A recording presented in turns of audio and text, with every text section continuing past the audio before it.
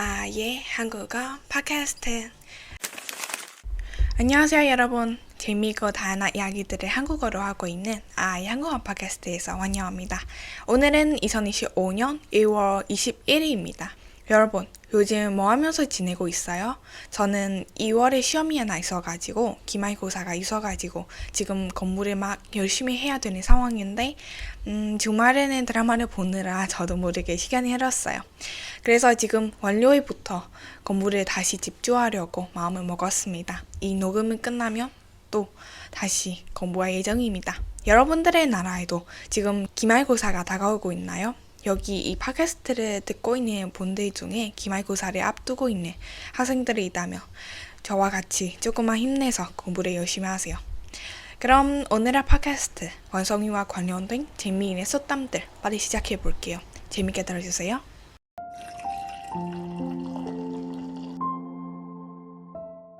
오늘은 일단 원성이와 관련된 속담들을 알려드리기 전에 제가 원성이의 역사에 대해 조금 이야기하고 싶어요.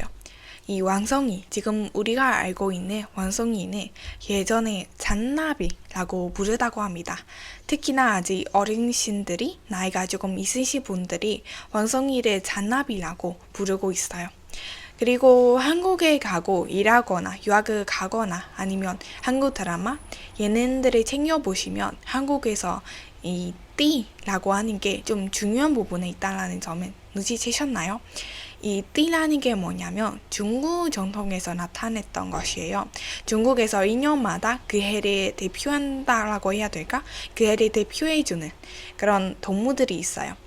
그 동무들의 뒤에 띠를 붙여주면 돼요. 예를 들어 쥐띠, 소띠, 호랑이띠 이렇게 동물들의 뒤에 띠를 붙여서 부릅니다. 여러분, 지금 2025년 2월 29일에 중국에서 또 새해가 밝을 거예요. 그래서 그때 이후로 태어난 사람들이 무슨 띠가 된 거지 알고 계세요? 밤띠예요, 밤띠. 이게 어떨 때 사용하는 말이냐면 저희가 태어나는 그 해의 띠를 물어보고 싶을 때 사용하는 말이에요. 모르는 사람들 사이 좀 어색한 사이에 너 무슨 띠야? 라고 물어보고 더 친하려고 하는 그런 경우가 많아요. 이게 뭐랑 비슷한 거냐면 별자리 그리고 요즘에 MBTI라 좀 비슷한 거예요. 무슨 띠냐에 따라서 그 사람의 성격 그리고 그 사람의 운명 그런 것들을 알 수가 있어요. 제가 원성이에 대해 이야기하려고 하다가 띠에 대해 말하게 돼버렸네요. 아무튼 제가 지금 띠에 대해 얘기하고 있는 이유가 원성이띠. 지금은 원성이띠라고 부르게 되는데 예전에 저희 할아버지 할머니 세대, 아빠 엄마 세대에 원성이띠가 아니라 잔나비띠라고 불렀어요.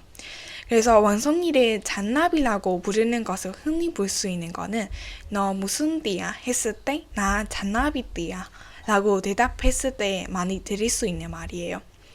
지금까지도 띠에 대해 얘기하면 원성이띠보다 잔나비띠를 흔히 볼 수가 있어요. 그래서 왜 원성이를 예전에 잔나비라고 불렀는지 역사와 함께 알려드리고 싶습니다. 그럼 이제 원성이를 왜 잔나비라고 부르는지 역사 이야기 지금 시작합니다.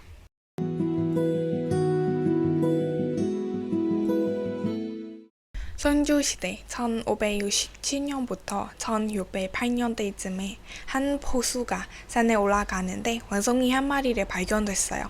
여기서 포수라는 게 뭐냐면 산에서 아니면 숲에서 사냥하는 사람을 뜻하는 거예요.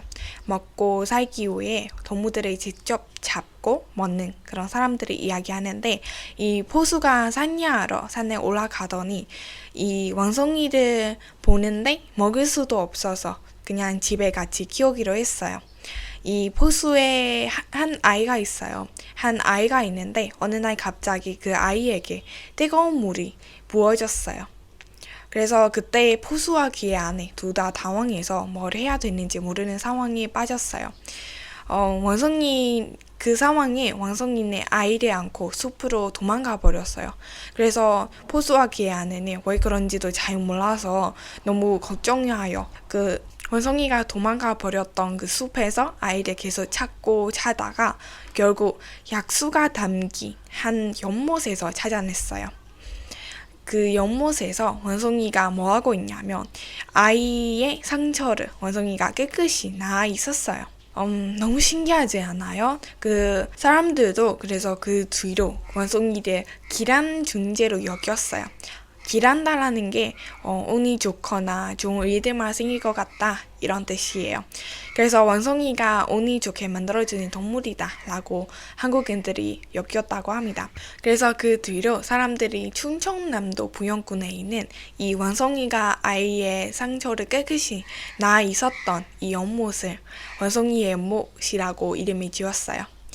그리고 잔나비라는 이름도 옛날에는 빠르다 라는 의미의 형용사인 젠과 원숭이를 뜻하는 말은 나비 하셔서 젠나비라고 부르다가 세월이 흐르면서 시간이 지나면서 잔나비라고 부르게 되었다고 합니다. 이렇게 해서 잔나비라고 원숭이를 불러왔다고 합니다. 재미있었나요? 이게 원숭이와 잔나비의 역사예요. 한국에서 이 잔나비라는 이름을 가진 반드도 있어요.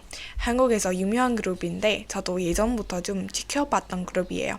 근데 그 반드의 이름이 왜 잔나비인지 한 번도 생각해 본 적이 없는데 지금 이 원숭이의 역사를 찾아보다가 갑자기 생각이 났어요. 그래서 왜 이 그룹 이름이 잔나비인지 찾아봤더니 이 그룹에서 활동하는 멤버들이 다 잔나비띠라서 그룹 이름은 잔나비라고 지게 되었다고 합니다. 너무 신기한 생각이네요. 얘기 나오길래 그 잔나비라는 밴드도 제가 되게 좋아하는 밴드라서 이 밴드의 노래들도 추천해드리고 싶어요. 그리고 가사들도 거의 한국 가사들이라서 한국어를 배우고 있는 학습자들에게 되게 도움이 될 것 같아요. 심심할 때 한번 들어보시면 좋은 것 같습니다. 그럼 이제 본격적으로 원숭이와 관련된 속담들 빨리 시작해 보시죠. 첫 번째 속담은 원숭이도 나무에서 떨어진다 입니다. 원숭이는 나무를 잘 타는 동물이잖아요. 근데 그런 원숭이도 때로는 나무에서 떨어져요. 그래서 그 속담은 무슨 뜻을 가지고 있냐면 우리가 아무리 잘하고 제일 자신 있는 분야라고 해도 가끔 실수할 때가 있다. 아무리 능숙한 사람도 간혹 실수할 때가 있다는 뜻이에요. 그래서 그럴 때 왜 나 이거 못하지? 내가 제일 자신 있는 건데 왜 못하지? 나 이것도 못하면 쓸모없는 사람이네? 이렇게 생각하고 자책하지 말고 원숭이도 나무에서 떨어진다고 하는데 나도 가끔 실수할 수 있지. 괜찮아. 다음에 또 열심히 하면 되지. 잘하면 되지. 라고 긍정적으로 생각하면 좋은 것 같아요. 여러분들의 주변에도 그런 실수 때문에 자책하고 있는 사람들이 있다면 이렇게 원숭이도 나무에서 떨어지는데 너도 그럴 수 있어 라고 말하면서 응원할 수 있을 거예요. 그럼 다음 속담은요. 원숭이 불기작 같다 입니다. 불기작, 여러분 불기작이 뭔지 아세요? 제가 좀 조심스럽게 설명해 볼게요. 불기는 뭐냐면 우리의 몸 부분인데 뒤쪽, 허리의 아래, 허벅지 위에 양쪽을 얘기합니다. 무슨 뜻일지 알아채셨나요? 어덩니라는 얘기입니다. 여러분 원숭이의 어덩니가 어떤 색이 있을까요? 빨간색이죠. 그래서 이 속담 원숭이 불기작 같다. 속담의 뜻은 술을 먹고 얼굴이 빨간지 사람은 비유적으로 이르는 말이에요. 쉽게 이해할 수 있도록 제가 예문을 하나 드릴게요. 성묘회에 친구들과 같이 떠들고 술을 마셨는데 철수 씨는 한 잔만 마시고 금방 얼굴이 원숭이 불기작 같아져서 모두의 웃음거리가 되었어요. 이렇게 술자리에서 술을 마시고 얼굴이 빨개지면 자연스럽게 이 속담이 사용할 수가 있어요. 그리고 이 속담이 술을 마시고 얼굴이 빨개져야 사용할 수 있는 속담이 아니에요. 어떤 일로 창피한 상황이나 수치스러운 상황이 돼서 얼굴이 빨개진데도 사용합니다. 이 속담과 비슷한 속담이 있는데 원숭이 똥구멍 같이 빨갛다 라는 속담이에요. 똥구멍이 뭔지 아세요? 이 똥구멍이 뭐냐면 우리가 먹고 나서 똥을 몸 밖으로 내보내는 구멍이에요. 어떤 부분인지 아시죠? 그것도 똑같은 의미예요. 원성기에 불기작이나 똥구멍 다 빨개하고 있죠. 그래서 저희 얼굴도 부끄러움이나 술을 마셔서 빨개진 상태를 비유적으로 표현하고 싶을 때 사용되는 속담이에요.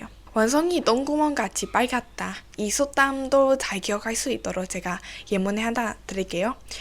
민소는 모두 앞에서 발표를 하다가 실수를 해서 얼굴에 왕성이 똥구멍 같이 빨갛게 달아올랐어요. 우리 모두 발표를 할 때 긴장을 많이 하죠. 그래서 시술을 하기도 더 쉽고 그러다가 시술을 하게 되면 많은 사람들 앞에 서니까 좀 민망하고 창피해서 얼굴이 빨개지죠. 그래서 그런 상황이 완성이 똥구멍 같이 빨갛다 라고 자연스럽게 표현할 수가 있어요. 다음 세 번째 마지막 속담은요. 잔나비 잔치하듯 하다 입니다. 여기에 들어간 잔나비 이게 무슨 뜻인지 까먹지는 않았죠. 그리고 잔치, 잔나비 잔치하듯 하다. 잔치는 기본 일이 있을 때 여러 사람이 모여 즐기는 일이에요. 뭐 생일 잔치라고 하면 생일에 음식을 차려놓고 여러 사람이 모여 축하하고 즐기는 일이에요. 그래서 여기에서 잔나비 원성이들이 즐기면 어떻게 될 것 같아요? 막 엄청 시끄럽고 부상스럽겠죠. 그래서 그런 상황을 얘기하고 싶을 때 사용하는 속담이에요. 더 이해하기 위해 예문 하나 드릴게요. 아이들이 놀이터에서 뛰어다니며 소리를 지르고 장난치는 모습이 꼭 잔나비 잔치하듯 떠들썩했어요. 잘 이해했어요, 여러분? 놀이터에 가봤죠. 아이들이 엄청 많이 뛰어다니며 놀고 있는 놀이터. 얼마나 시끄럽겠어요. 원성이들이 뛰어다니고 놀 듯이 시끄럽지 않아요? 그래서 그럴 때 잔나비 잔치하듯 하다 라고 사용할 수가 있습니다.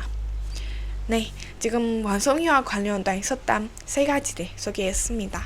원성이도 나무에서 떨어진다. 너무 능숙한 사람들도 시술을 할 때가 있다고 표현하고 싶을 때 사용되는 속담이고요. 원성이 불기자 같다. 저희 얼굴의 부끄러움이나 술을 마셔서 빨개진 상태를 비유적으로 표현하고 싶을 때 사용되는 속담이에요.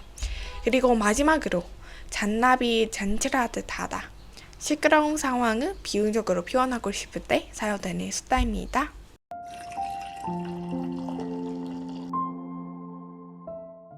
여러분 오늘의 팟캐스트 재미있게 들었나요? 오늘 이 영상을 듣고 원성이에 대해 다양하고 재미있는 이야기 많이 알게 되었다면 좋겠습니다. 다음 주에는 중국 새해도 다가오고 있으니까 중국의 새해에 대해 팟캐스트를 해야 될까 아니면 2024년 드라마 추천할 수로 제가 이미 계획한 대로 준비해야 될까 고민 중이에요. 여러분들도 어떤 걸 더 듣고 싶어요? 여러분들의 의견도 알고 싶습니다. 뭐 딱히 어떤 걸 하라고 추천하는 사람들이 없으면은 제 마음대로만 해야겠네요. 제발 댓글에 여러분들의 의견 많이 알려주시면 감사하겠습니다. 그럼 저는 이만 인사드리겠습니다. 다양하고 재미있는 모두 이야기들을 한국어로 하고 있으니까 이 영어 팟캐스트를 많이 좋아해 주시고 구독 부탁드립니다. 듣고 싶은 이야기들이 있어도 댓글로 많이 알려주세요. 다음 주 금요일에 다시 돌아오겠습니다. 안녕!